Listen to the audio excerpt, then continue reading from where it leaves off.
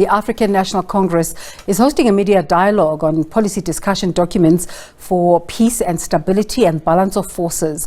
The media dialogue will be led by the chairperson of the subcommittee on peace and stability, David Mahlobo, and the NEC member and Thabang Makwetla. The policy discussion documents were initially released to the public on the 20th of May as part of preparations for the upcoming National Policy Conference. Let's take you there live.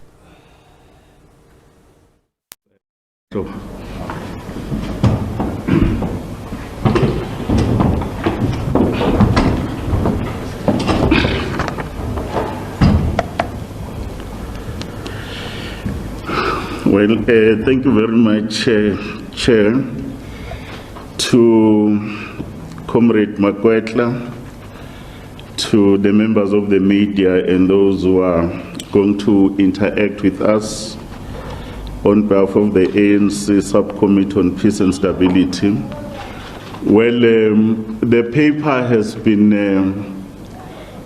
launched by the leadership of the ANC, led by the TG, who's assisting in the SGO, with Comrade Jeff Hadebe, who's the head of policy for the ANC.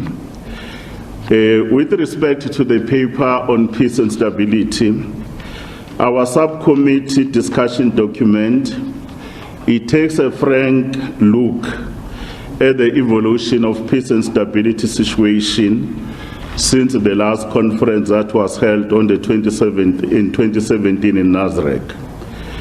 Our paper is a little bit longer, but it gives a very clear diagnosis from the global, regional, and domestic perspective around the security situation. We are also looking at the challenges we face, and we are proposing some of the recommendations which we will want the members of the ANC and the broader society, because the ANC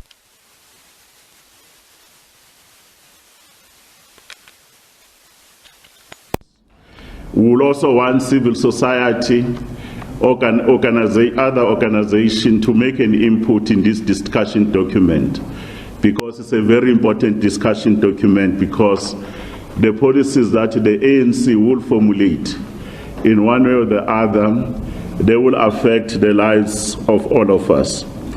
In the main, when we look at the global security situation, our paper takes into cognizance that currently we are coming from a point that we are on the question of COVID-19.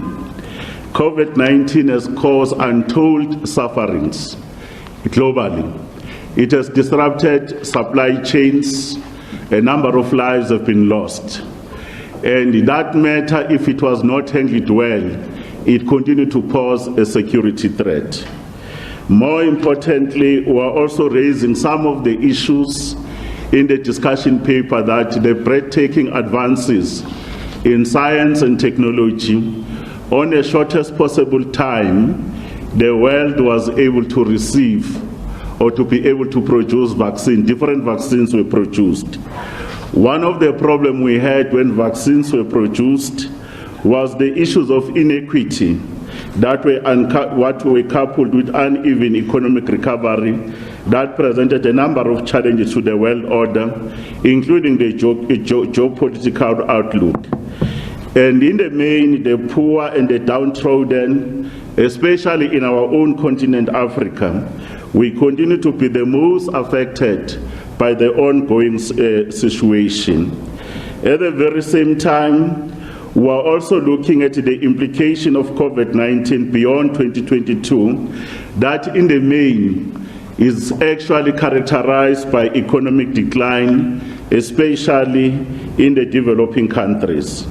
But there is some offshoots around economic growth, especially China. There is a projection that the economy is going to grow, because if you look at the People's Republic of China, how they've handled these issues of the pandemic, and how other advanced economies like the United States of America have looked at these issues, we are of the view that one of our strategic partners, the Chinese, their economy is going to grow more faster than other economies. Well, the US and the others, they will look at that. In this situation of COVID-19, on our case, we say it presents a security challenge, in the main because of the widening global income gap that will exacerbate inequalities. In an environment where there's levels of unemployment are very high, inequality is actually expanding, but there's also issues of more people that are becoming poor. Those are some of the issues that we thought we should be able to raise. One of the issues that we looked around the implications of the pandemic, we have acknowledged the innovation, advances in technology, as we have said, but there were fault lines that we actually experienced. In the main, our continent was not prioritized. There was this hogging of the vaccines. There was these issues of apartheid tendencies, where countries, they became more in terms of protectionism was actually promoted. You want to look for your country first before you look at the others, while there was an ignorance around the question that we are living in one planet Earth. We have to be in a position that we are very grateful that when President Ramaphosa was the chairperson of the AU at the time, he was very instrumental working with India and looking at actually engaging with other countries so that at least the issues that Africa should have an opportunity to make its own vaccines, the issues of the IP needed to be relaxed in terms of trade issues so that we could be able to do these issues. But the other matter we're also raising in our paper, one of the biggest issues is the geopolitical tensions. In the main, on the geopolitical tensions, we are of the view in our discussion paper that the current conflict between Russia and Ukraine has brought to the fore serious matters around global security. We know that at the end of the Second World War, the United States of America, as part of its security architecture, they adopted what we call it the Wolfowitz Doctrine. If you remember, Dr. Wolfowitz, Paul Wolfowitz, was one of the Undersecretary of Defense during the time of President W. Bush. And one of these issues, when you look at these dynamics of global security, one of the objectives of this doctrine was to prevent the re-emergence of new rivals. In other words, this is a dominant consideration that was being made underlining new regional defense strategy that will have required an endeavor to prevent any hostile power from dominating a region, and whose resources would, under consolidated control, be sufficient to generate a new global power. But at the very same time, that doctrine had to look that the US must maintain a mechanism for deterring potential competitors from even aspiring to be a large regional or global player. Those efforts that were being made through that particular policy was to ensure that it was toned down afterwards when they finalized their US national security strategy. But in the main, they want to ensure that there is no re-emergence of a new rival to the US. Therefore, that strategy in the main was to maintain NATO after the dissolution of the Warsaw Pact. It was also by admitting into in the ranks those countries or those states that were form of the USSR, but it was also to ensure that they must include countries that were actually even closer bordering Russia. And it was also to intimidate indirectly the Russian Federation so that it can understand that it cannot compete with the US as a rival power. On the other hand, there was a response. For every action, there's a response. Then the Russian Federation made demands that NATO should stop its eastwards expansion. It should abandon all attempts to place itself on the very borders of Russia. but it must also entrench multilateralism. As you will all know, these demands that the Russian Federation made, they were rejected. But at the very same time, not only the issues that are happening around Europe and that part of the world, then the issues around the East, to be able to ensure that the Chinese, in terms of its growth economically and military, there is no kind of an emergence. Therefore, our own view is that the security situation in the world remain very unstable, and it will impact especially us as developing countries. And we can actually start to feel the impact, especially the issues around the supply chains that have been disrupted, the issues around the fuel prices, the issues around food and so forth. And our attitude as the ANC is that these conflicts, they must come to a stop. They must stop, and the warring parties, we want them to know that there is only one resolution to every conflict. They must be able to sit down around the table. We should be able to discuss those issues. But in our policy document, we reaffirm the importance of multilateralism, including respecting those institutions that must be able to bring us together, strengthening of the UN. Our views have not changed around the reconfiguration and transformation of the United Nations Security Council. It remains a structure that is not representative, not inclusive, but it discusses matters that normally even affect us in our own continent.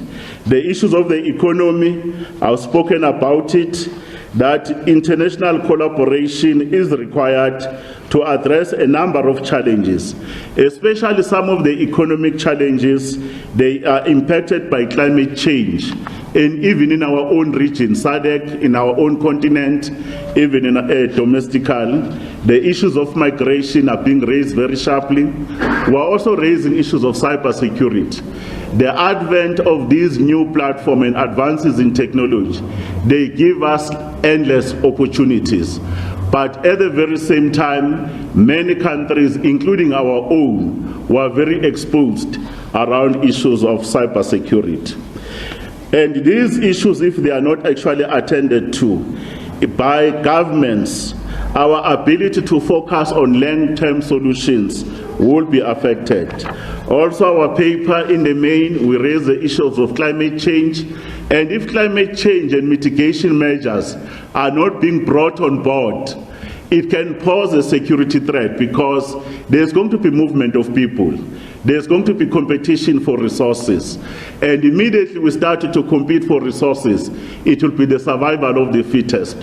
Whether on the question of water, whether on the question of food, whether on the question of or other matters that are related, they are very important. That climate change adaptation must be actually addressed.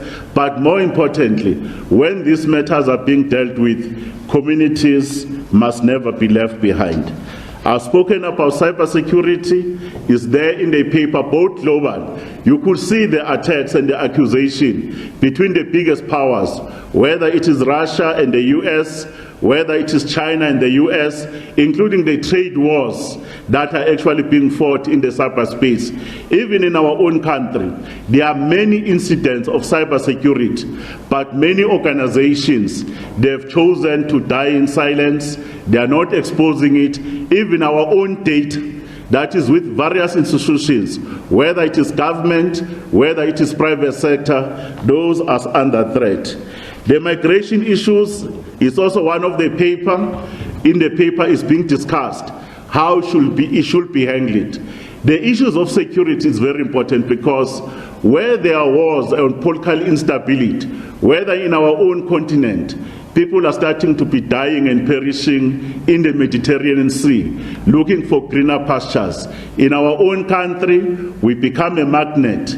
The instability either in the east of Africa, whether in Central Africa, whether in the west, including in our neighbors here in SADC, in Mozambique, there is going to be movement of people. there's going to be that particular competition. And when these matters of migration are happening, there are those individuals and organizations that will take an opportunity to fan xenophobia, like in our own land. And the attitude of the ANC is that we need to be able to apply our migration laws, apply them strictly as possible, but at the very same time, we are of the view that any criminality that is being made, irrespective whether someone is a national or a non-national, criminality must not have eyes. It must be treated as such without actually causing problem. But at the very same time, we must be sensitive to the economic plight of the nationals. On the continental level, we raise a number of issues in the continent. We have not achieved our security goals. We wanted to silence the guns by 2020, and we have not achieved that particular goal. The guns in Africa are still there. Many people are losing their lives. We are making around the issues of conflict. You look at Somalia, they've never seen peace. You look at South Sudan, you look at the issue of Ethiopia and Eritrea, you look at the issues where there are many conflicts, even the coup that are happening in most parts of our continent. We are raising these issues, and we think that the security architecture by the African Union and the protocols that are there must be able to be advanced. And the issues of Libya, Chad, the Central African Republic, the DRC, Sudan, Sahel, Nigeria, including the issues of terrorism, we are actually dealing with those. We want to say the African peace and security architecture embraces a comprehensive agenda for peace and security in Africa that must include early warning and conflict prevention, peacemaking, peace support operation, peace building, post-conflict reconstruction and development, promotion of democratic practices, good governance and respect for human rights, including issues of humanitarian action and disaster management. We are also raising other issues in the continent that have security implication. Those issues, we call them human security issues. In the main, the levels of poverty, inequality, and marginalization, they still continue to cause problems. If they are not attended to, where the majority of people in Africa, they are living at less than $2 per day, and some 40% of them, they live at less than $1 per day, and it remains a security threat. It remains a security threat if governments are not able to perform and address the issues and the conditions of our people. We are also raising issues of governance in Africa as a serious issue, and the issues around former liberation movement and the patterns where some of the former liberation movements in the main, they are affected by dangers of nepotism, corruptions, especially where there are no checks and balances. And the issues of the executive, where there's a lack of oversight on them by parliamentary oversight, that remains weak and a fatal ground in our continent for corruption, nepotism, including informality, that remain rough. We are also raising the issues of crime, terror, resource scarcity, but those issues are all related. When we look at our region, SADC in the main were very stable, and as compared to many parts of our continent, there is relative stability. The only issues that were more worried is the development around the fight against terrorism and violent extremism that we could see in some southern parts, especially in Cabo Delgado province. As we are aware, as South Africa, who are part of SADC mission, we are intervening in that particular area. And we are also looking that as a SADC, we are actually continuing to experience isolated armed conflicts, while the lack of development poses a major long-term risk to regional stability. Governance deficit are also currently the most acute source of instability in our own region. Therefore, the African peace and security architecture must be strengthened in our own region. When we come at home domestically, our view is that South Africa remains relatively stable. But the situation of the economic decline on our land over the last few years, including governance failure, is going to be one of the challenges that is going to stretch our security stability as a nation. The depth of governance could not be accurately measured in the rand terms, but many institutions were deliberately weakened to nearly complete collapse. Also, even the issues of lost revenue through endemic corruption and malfeasance. We are also worried about service delivery failures, because service delivery failures, they result in deficit of trust on government, and it also includes policy uncertainty. The governing party itself has been weakened by divisions, by factionalism, and a lack of decisive leadership in advancing the national democratic revolution in pursuit of the noble objectives towards a truly united, non-racial, non-sexist, and a democratic society. One of the issues that we also noted, attempts of attempted insurrection, is one of the issues that we have seen there, on the basis that there is a debilitating political, social, and economic pathologies, with high unemployment, inequality, poverty, xenophobia, and racism. Our country will remain faced with internal security problems for years to come. The declining regional stability too might be able to affect us, because it's happening on our next door.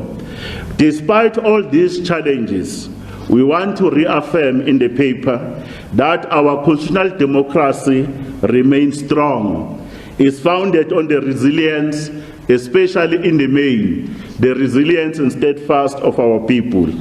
The future of South Africa is not merely a function of a governing party. The country has also a substantial and diversified private sector, a robust and independent media, strong institutions, including the judicial system, which is premised upon an active civil society and an organized labor. Governing is not easy, and the choices that the government has to make has to involve complex trade-offs that inevitably leave many citizens feeling dissatisfied and even angry. We know that there are rising levels of crime that has affected tourism, the transport sector, retail, financial services sector in recent years. But we are very pleased that government led by President Cyril Ramaphosa, there is a strengthening of institutions. You look at SARS, you look at NPA, you look at intelligence, including around actually re-establishing the National Security Council, including the stabilization of the South African police services at an administration level. Slowly but surely, brick by brick, we are building back when we are building up, so that these other institutions can be able to withstand any other challenge. But more importantly, government alone will not be able to succeed unless South Africans, they too, play their part in the structures we have. Ngeswati sakithi ke sithi ke nawe uliphoyisa. You have to play that particular role. We have spoken about cybersecurity. Is also there. One of the new phenomenon that we experience in South Africa is deliberately attack on critical infrastructure, especially in the formal mining towns, whether here in the Vaal, whether here in Johannesburg, whether you go to Welkom, everywhere you could see the attacks in main installation, especially around electricity, around water, is one of the biggest issues that are actually impacting on us. And other people have decided that there is a new economic opportunity on the basis of those crimes. And when those issues are happening, it actually causes more problems. You know, in many areas where there's load shedding, and we know the schedule, you can see many suburbs, there's a lot of burglaries, There's a lot of robbery that is happening there. You could see service delivery disruption, no water available, sewer running into our own system. One of the issues to say we need to tighten our laws around these particular issues. We've raised the issue around violent unrest. They continue in our land because there are these conditions that we think they are very conducive for those particular people, including the elements. The fight against corruption is one of the biggest issues. Our decision in the paper is to say we are noting the positive developments in the main, where the Zondo Commission report has been received by President and the government is acting on those reports, the investigation by the Hawks, the good work done by the SIU, but the ANC in the policy document, we are recommending once again to the establishment of one single multidisciplinary agency in a form of FBI, whether in the form of scorpions. We want it to come back so that at least our fight and harmonization around the fight against corruption, so that the work that is being done by the Fusion Center can be taken to the next level. On the capacity of the state, we have referred that all the things that President announced in the State of the Nation address, we've done them, and we can consolidate on this work. The establishment of the National Security Council, the integrated State Security Department into the presidency, the smooth transition of the appointment of a number of top senior officials to stabilize the security sector, including the role of the South African Revenue Services. On the national security architecture, we remain focused on territorial integrity, authority of the state, economic security that will include illicit financial flows, corruption, illicit economy, energy and water security, economic sabotage, illicit mining, safety and well-being of South Africans. It will be more about pandemics, food security, narcotics and gangsterism, religious-related crimes, domestic extremism and terrorism, proliferations of arms and ammunition, human trafficking. We also discussed transnational organized crime, and all those particular issues, they are being referred there. Then there are recommendations and the branches and civil society. These are the areas that we want them to concentrate on them, both at a global level, at a domestic level, regional level, and continental level. Clear recommendation, what we think should be done to ensure that everyone in our own country, they too, they feel secure and safe in their homes, at work, at school, but we're also living in a peaceful continent and a peaceful world. Thank you very much. Thank you very much, Comrade Mahlobo, for that elaborative input. Colleagues, I'm now going to invite Comrade Thabang Makwetla to give his input on the balance of forces discussion document. Over to you, Comrade Thabang.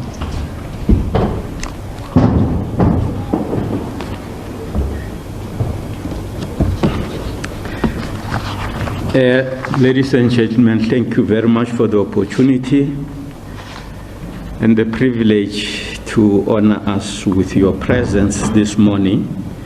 I am going to share with you the ANC policy conference discussion paper on the balance of forces. Now, in its very nature, the subject of this paper, it's almost all-encompassing because the challenges with respect to opportunities and threats in advancing and deepening the transformation agenda in this country depends on a whole host of issues that lies across different sectors. The African National Congress continuing with its policy discussions on these, and Natasha Piri is covering that story, will give us a summation of what was said there.